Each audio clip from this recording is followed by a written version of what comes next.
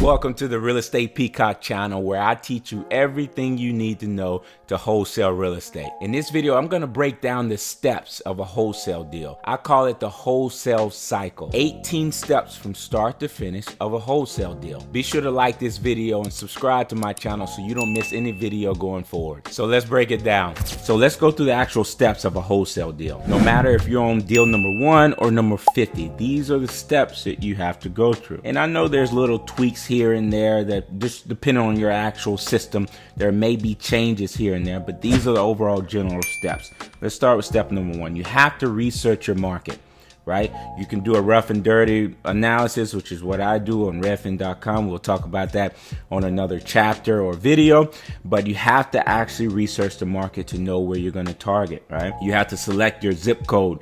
We target areas based off actual zip codes. You don't want to target for example, the entire Charlotte, North Carolina at one time. You want to get it niched down to a specific zip code. 3, once we have our zip code, we now go and create a list that fit our actual criteria. There's a ton of list pulling softwares out there, List Source, Batch Leads, PropWire, PropStream. There's a ton out there, but you have to learn how to download an actual list, right, that fits your criteria. The next, now we have to market to that list, right? We now have the list that fits our criteria. How are we going to market to that list and get leads to come in? Are you going to cold call? Are you going to do direct mail? Are you going to do text blast? Whatever it may be, you have to now market to that list. 5, now we're marketing. We have to fill the leads that come in, obviously, right?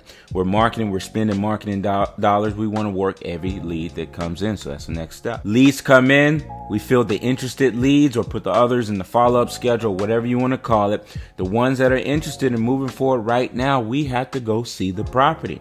So now we schedule the walkthrough. After we have walked the property, or by the way, your boots on the ground can do the walkthrough, right? I have boots on the ground in all of my markets.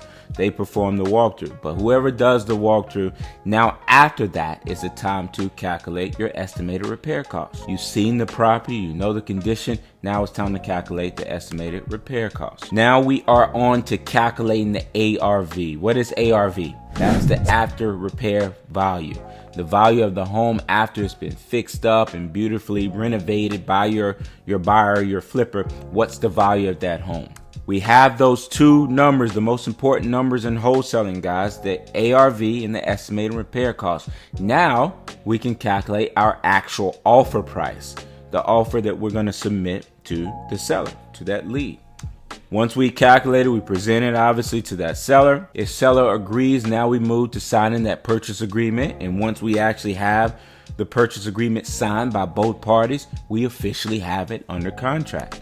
Now that we have it under contract, we go and find our buyer, right? Now we move to the disposition side. Everything 1 through 11 was acquisitions. Now we're moving to dispositions, right? We got to dispose that deal.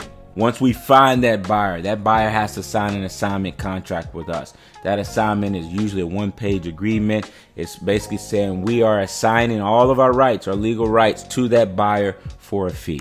After that, we facilitate the buyer's due diligence. This is where it can get a little different, or depending on your system.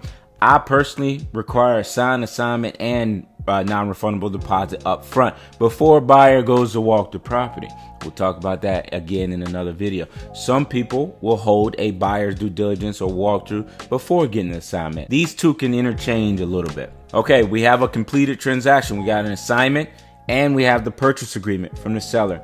Now we go and submit both of those to either the title company or attorney, depending on what state you're in. There's title company states or attorney states. That's a quick Google search. Now we execute closing. The title company or attorney does that. Obviously, that's their job. That's what they're getting paid for. Everything hopefully goes smoothly, right? And on the closing date, you receive your funds. It's dispersed to you just like it's dispersed to everybody else. On closing date, you receive your funds, and then you go repeat. And that's the whole cycle from start to finish. There's 18 steps to that wholesale cycle from start to finish, no matter whether you're just getting started or you're advanced. Thank you guys for tuning in to another video. As always, leave any comments below of anything you want me to cover in the vast world of wholesaling real estate, and I'll be sure to make a video on it. I'll see you guys in the next video.